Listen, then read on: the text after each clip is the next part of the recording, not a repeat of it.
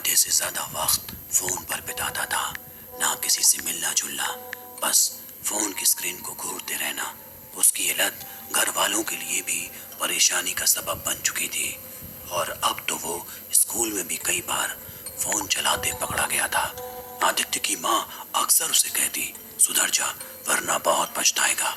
उसे शायद इसका इल्म भी नहीं था कि माँ की ये बात इतनी जल्दी हकीकत में तब्दील होने वाली है।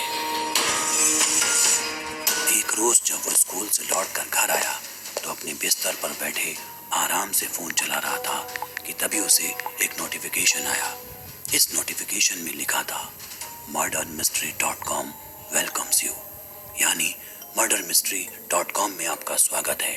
आदित्य इस नोटिफिकेशन को देखकर बेहद डर गया, क्योंकि उसे अच्छी तरह याद है कि उसने कभी ऐसी कोई वेबसाइट अपने फोन में नहीं खोली। वो उसे इग्नोर करता है और फिर फोन बंद करके सो जाता है। शाम को जब उसकी आंख खुलती है तो वो देखता है कि उसके फोन की स्क्रीन पूरी तरह से उस murdermystery.com के नोटिफिकेशन से भर चुकी है। उसे ये सब देखकर बहुत गुस्सा आता है। वो झल्लाते हुए उस नोटिफिकेशन पर कैंसिल बटन दबाता है, मगर फौरन फोन हैंग हो जाता है।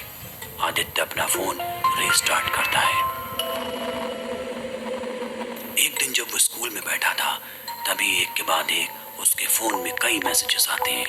वो जब स्क्रीन खोलता है तो उसे दोबारा वही नोटिफिकेशंस दिखते हैं।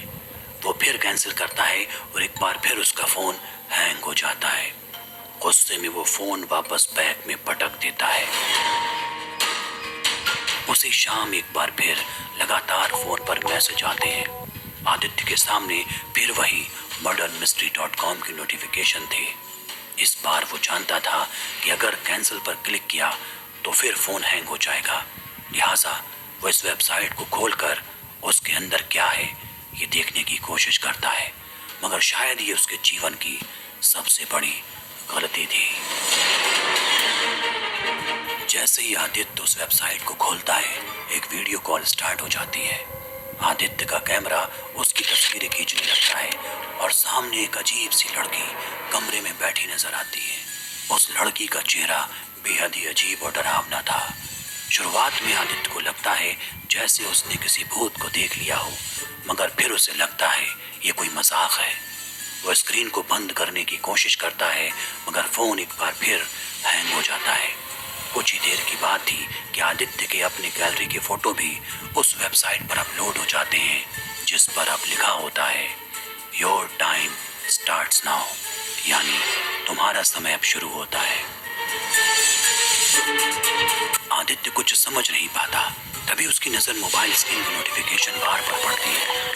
वहाँ एक टाइमर चालू था जिसमें 48 घंटे का काउंटडाउन शुरू हो चुका था। साथ ही लिखा था, आवर्स लेफ्ट टू डेथ, यानी मौत से पहले शेष घंटे। आदित्य के मन में डर तो था, मगर वो अब भी इन सब चीजों को महज मजाक के तौर पर ही देख रहा था। तभी अचानक स्क्रीन पर नजर आ रही वो लड़की हरकत करती है और दौड़ते हुए अपना चेहरा मोबाइल स्क्रीन के पास ले आती है। उसे करीब से देखते ही आदित्य के होश उड़ जाते हैं। वो वही लड़की थी जिसने कुछ महीने पहले खुदकुशी कर ली थी। उसने फौरन हाथ से मोबाइल छोड़ दिया। उसकी वो रात डर की जद में निकली।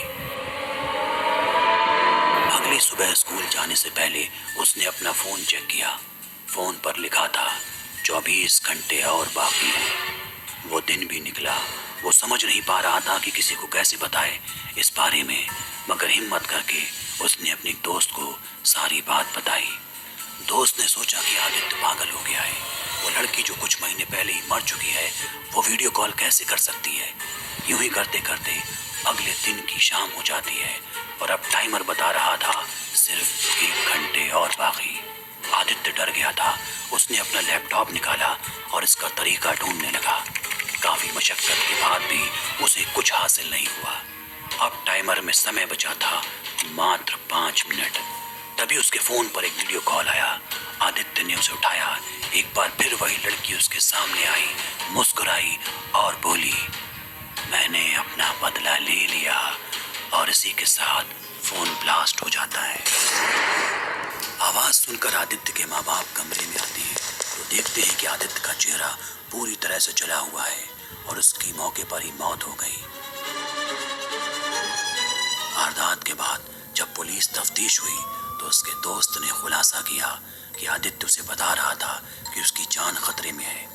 साथ ही एक लड़की के बारे में बताया जो स्कूल की थी और उसने कुछ महीनों पहले खुदकुशी कर ली थी। जब पुलिस ने सख्ती से पूछताछ की तो उसने बताया कि दरअसल आदित्य उसके साथ रिलेशनशिप में था। उसने धोखे से उस लड़की के निजी फोटो मांगे और वायरल कर दिए, जिसके बाद वो डिप्रेशन में आ गई और मजबूर होकर आत्महत्या कर ली। शायद आज इतने महीनों बाद उसने आदित्य के मोबाइल के जरिए अपना बदला ले लिया।